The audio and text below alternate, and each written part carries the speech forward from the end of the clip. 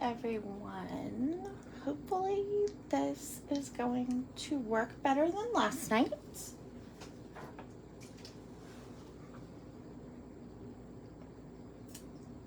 I am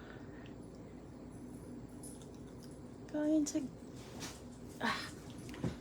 It's got a weird orientation. But you know what? I think that's just going to be okay. We will just let that slide today and figure that out for tomorrow, because I don't know if there's actually a way to change that once I hit live.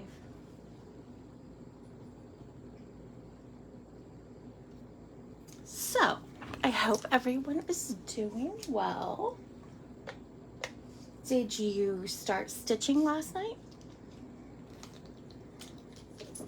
Or today? Has anybody had time?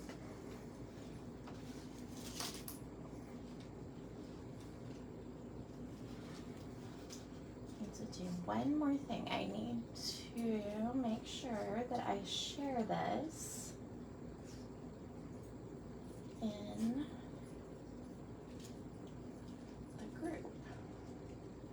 I didn't do that yet. So,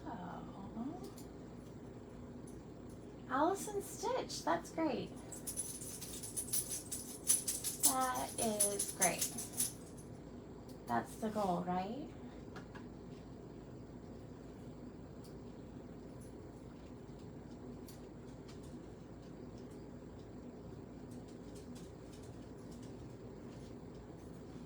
Hey, Lisa and Hope, how are you guys tonight? I'm hoping that tonight I can keep a little better eye on comments. Spotlights are nice.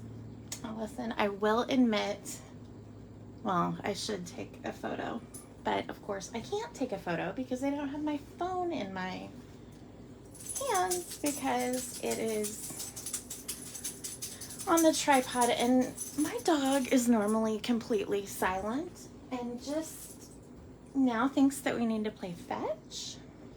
So if you hear dog noises in the background, that would be why. Perhaps tomorrow night she will just be locked out. So, well, we had a couple of people posted some questions last night. The size, so let me back up. My mom loves to tease me because I don't speak in complete sentences, so I'm trying really hard to sound like I know what I'm doing here. If you know me, you can tell I'm talking slower than normal because I'm thinking. So we had a couple questions last night about the size of the fabric and everything. So some people, the majority of people received 10-inch square fabric in their kits. The size of hoop that was sent in the kit is a 6-inch hoop. And I would say a 6-inch hoop is pretty typical for your average size, smaller embroidery piece. And now, of course, I'm thinking about a larger hoop. And I don't have one of those sitting here. So that'll be okay. So if I were going to hang this on the wall, if I were going to mount it in the frame and put it on the wall, I would just use the 6-inch hoop, okay? And I will show you at the end how to finish your hoop and a couple different ways to do that. But I typically, if I am cutting fabric for myself, I will admit that I am a hoop snob. And so the hoops in our kits are definitely higher quality hoops. I believe the brand is either Colonial Needle or Gypsy Quilter. But so the hoops in our kits are not hoops that you should be getting splinters from. They're not hoops that should be breaking. And that's really important to me. I'm a quality snob. I guess that's okay to admit to. So I don't want to send you cheap hoops. I have actually ordered and thrown away hoops before because they just weren't the quality that I wanted people to be receiving in their kits. So I love a specific kind of hoop, and I told you last night that I use, it's called a Morgan lap stand.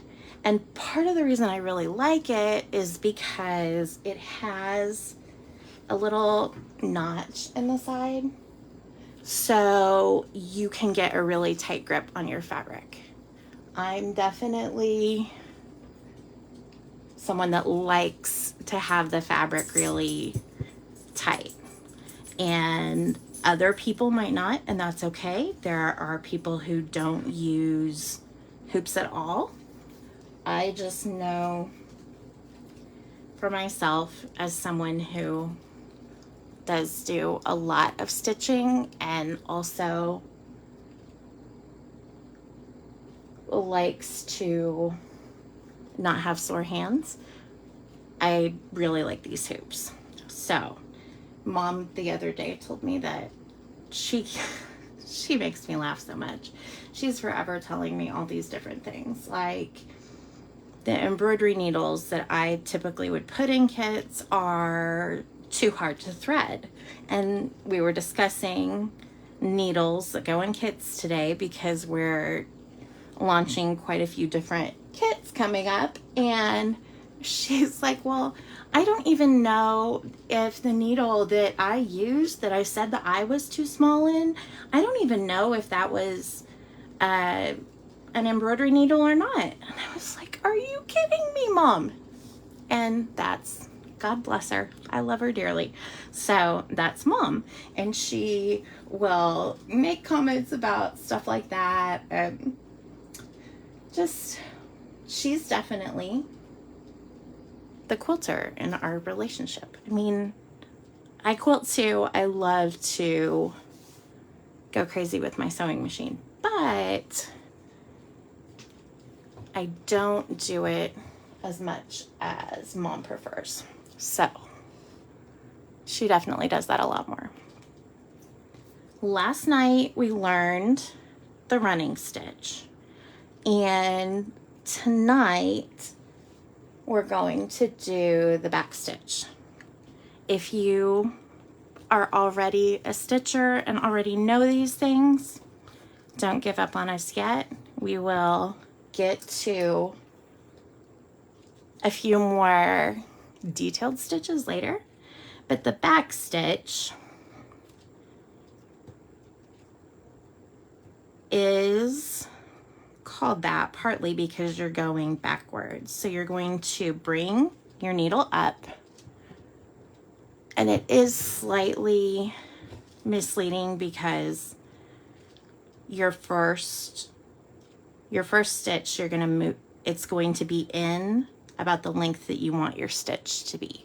So you bring the needle up from the back of the fabric, then you're going to pull it down, and when you come back up, you're going to go about that same distance, pull your needle up again, and then that's when you move back. So if you're doing the backstitch, or when you're doing the backstitch, you use more thread. One of the questions somebody had last night was about sizes, which I never finished my thought there. If I am cutting fabric to go on a hoop, I like to have a fair amount on either side so that I can pull it tighter. I would say I probably like to have at least 2 inches on either side of the hoop. And if I'm doing something bigger, if I'm doing a slow stitching project and it's something that I would want to put in a bigger hoop to stitch, I prefer to have 4 inches on each side, even sometimes. I have started doing a little bit more of the slow stitching, sometimes without a hoop, but that just depends. Tonight, and with this kit, I'm using pearl cotton.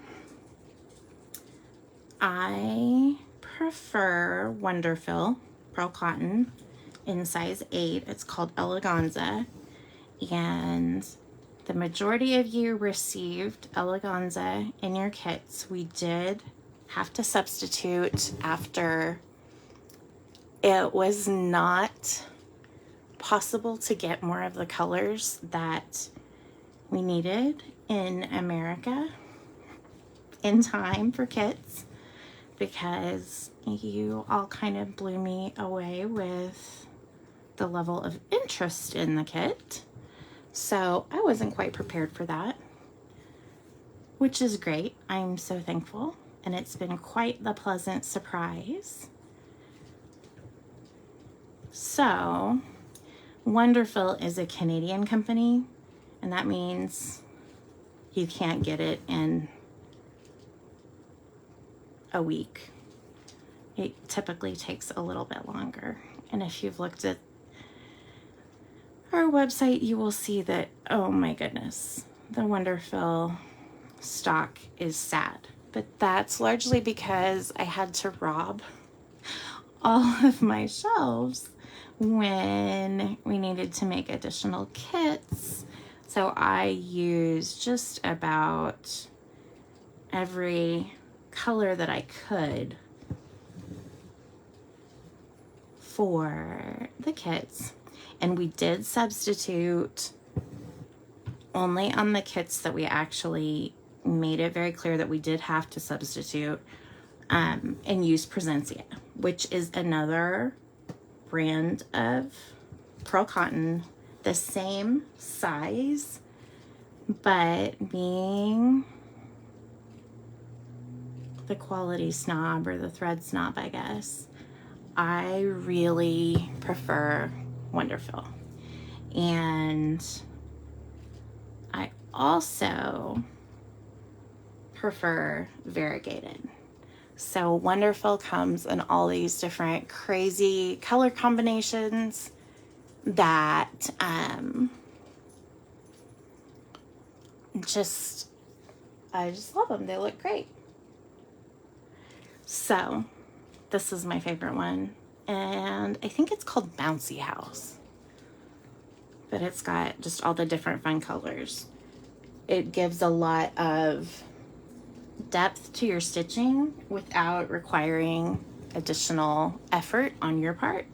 So I just always think it looks cool to have the variegated thread. But I behaved on this kit and I did not include a bunch of variegated thread because it would have had to cost more. Future kits will have a variety. So once I'm done with showing you guys the backstitch, which I've probably shown you enough, but you're just going to bring, again, you bring your needle up and then go back to where it was on the previous step and pull it back through the fabric. So I will shift and talk a little bit about the different spots here on the fabric that I used the backstitch. I use it a lot. I typically do a lot of backstitch, and chain stitch is one of my favorites. This right here is a chain stitch, which we will do. I also do satin stitch, which is where it kind of looks like it's been colored in and is more of a solid. But I used here, I did back stitching here on this half of the rainbow. This one is chain stitch, and a lot of these different little arrow leafish things, I used backstitch just to fill those in. There's not rules. The other thing I did, and I need to try to find a spot. Let me see if I can find one. I changed the colors slightly. So if you look at some of the different spots, I definitely tweaked it. So for example, here it has I did blues through purple, and so I did follow that, but I tended to decide there was plenty of yellow and I was done with yellow. It goes back to when I was a kid and I really did not love the yellow crayon. It had the worst texture coloring of any of the other crayons, so I just never liked yellow. Now, I will admit that yellow adds to everything. I mean, it's an important part of the rainbow, but I am probably slightly anti-yellow sometimes. But I will, like, if I were stitching in here, I would probably not do quite so much of the multiple shades of yellow. So the only thing I would say you probably wouldn't want to backstitch in your hoop, I would try to maybe leave one rainbow, depending where it is on the fabric, it doesn't really matter, but I would try to leave one of those so that you can do like the row of chain stitches. I think that looks pretty neat. So I would do that. I would leave that there. I use typically, another question somebody asked was about the sizes of needles I use. I normally use, I'm gonna end my thread here. I normally use size, I change a lot. I love tulip needles, and needles matter because the better the needle, the easier it seems to be to stitch. So I do love tulip needles, and I need to restock tulip needles. I'm realizing as I say that I need to add some more to the shop. Josie, of course, has come running because she heard embroidery thread fall on the floor. So hopefully she's not going to steal that. But I like to use, for pearl cotton, like for a size 8 pearl cotton, I will use around a size 5 needle. And one of the things about the needles is that the smaller the number, the bigger the needle. So if you have a number 3, let's see here, I'm not sure. Now, of course, I'm going to look at all the different needles I've got. See if I can show you. So if you look at these two, they are, there's a needle with, so this needle that the thread is in is larger. So it's probably a number 3.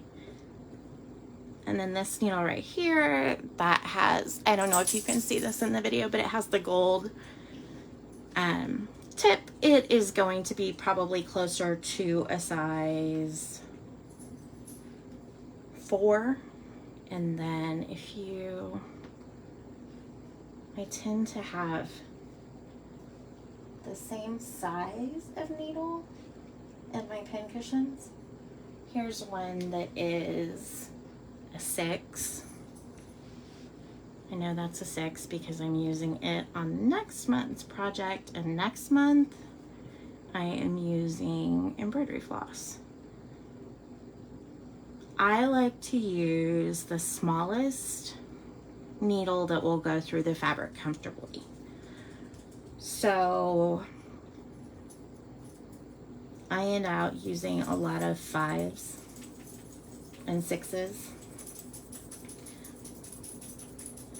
It's kind of a matter of personal preference and what I would recommend doing if you're unsure what size you might want. I would recommend, we've got a great little pack of needles that I think is $3. And I don't have a fancy full one, but it is just clover gold eye embroidery needles, and it's sizes 3 through 9. So whether you are a little bitty needle person or a big needle person, you're going to get a good variety here. And of course, like I said, it's backwards. So the 3's in the middle, and then you've got the 4's and the 5's. And obviously I stole the 6's and 7's, I think, out of this. But those are good needles to give you a feel for what size needle you prefer and like to use most. So now I will stop talking so much. Maybe. I guess not really, because there's not anybody else to talk. I've got a knot in the back of my fabric, as I told you, or in the back of the thread, and just pull it through the fabric. Now, like I said, for the back stitch, you just come up and then go backwards. So once you've got your first stitch in, you just kind of keep going. I try to make my stitches about the same length. I am not great about that. And because I tend to make it so that my thread is doubled, because I'll use 2 lengths of the pearl cotton at once, I will, oh, that is a great question, Allison. I will end out having to sometimes, if I decide that my stitch was too big and I want to make it smaller, or it was too small and I want to make it bigger, I will just rip out the previous stitch and start over.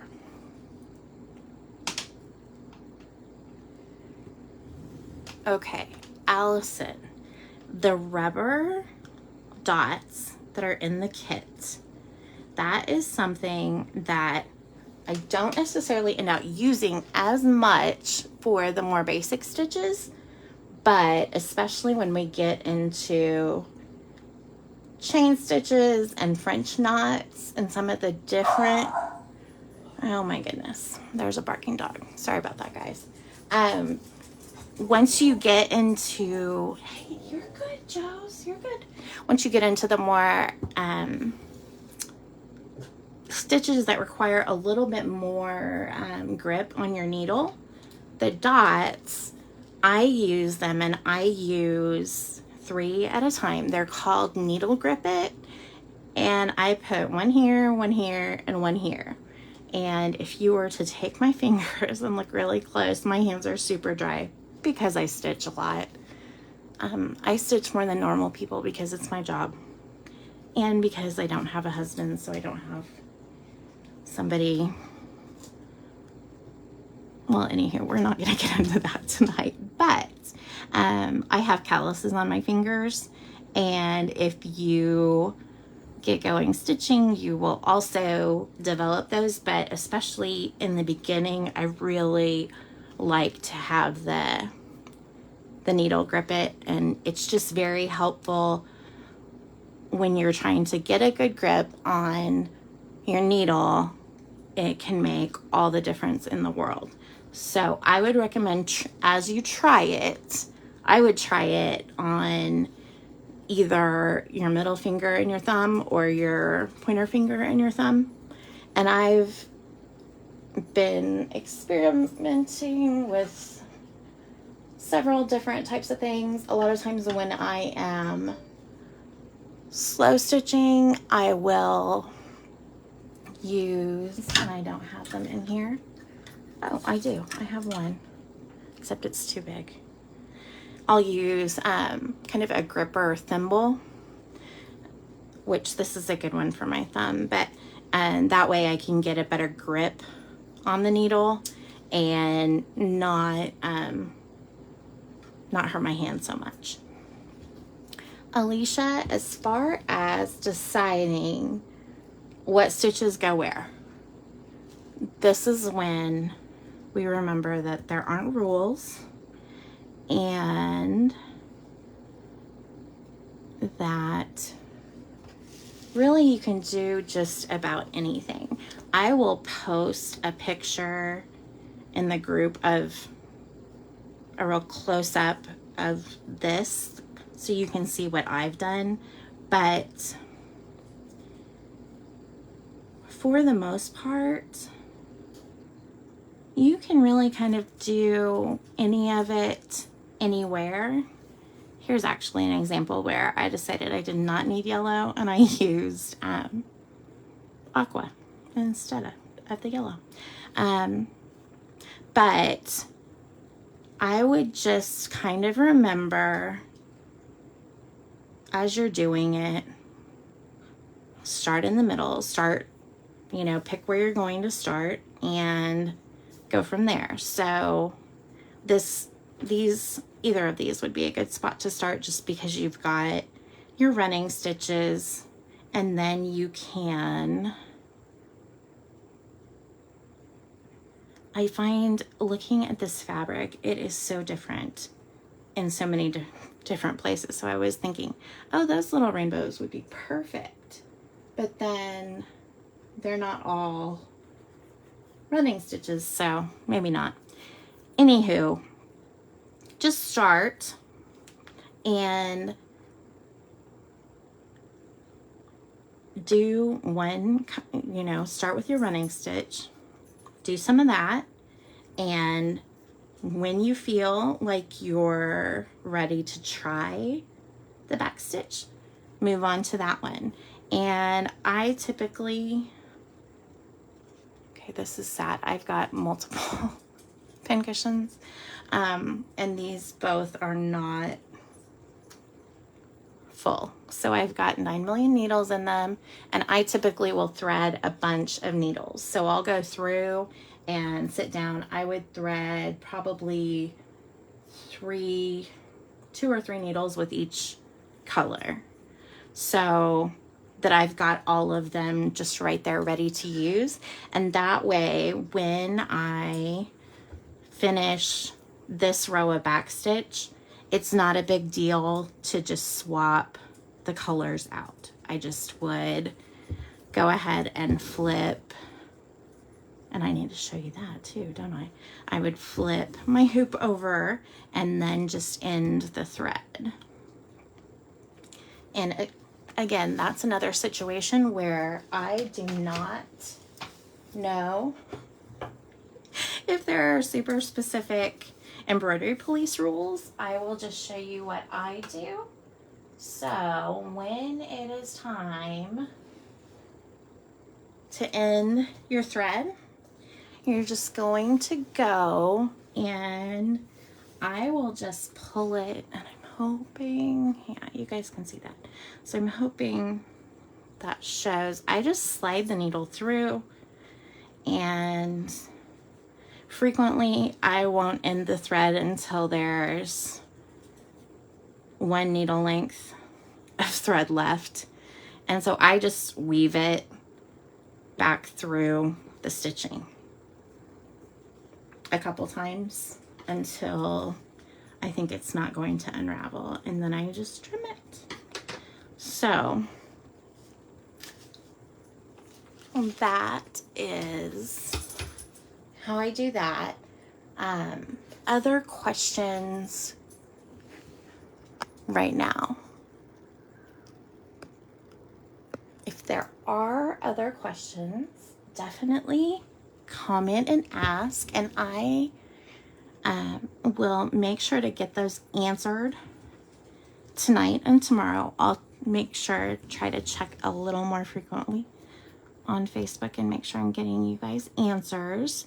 And I am now getting a message from my 14-year-old who wants to know if I'm still doing my video. So it's possible that I need to go do mom things. But just remember with the back stitch, another good thing that I was thinking of, if you aren't sure where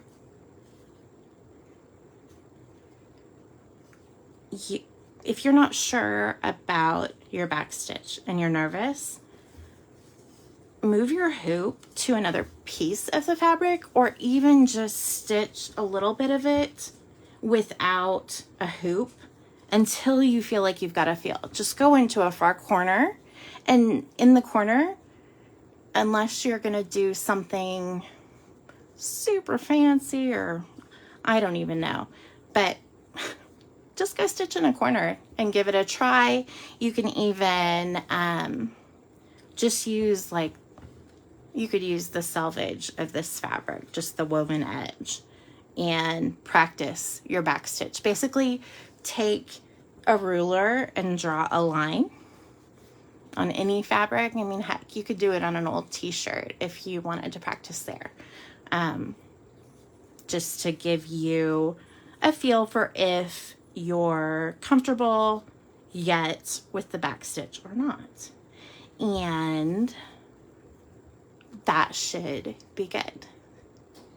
And if you are local, I'm not exactly sure where. This is when I wish that I had some perfect little studio space and could say, okay, if you are local and you have questions, I'll be here during this time, stop on by.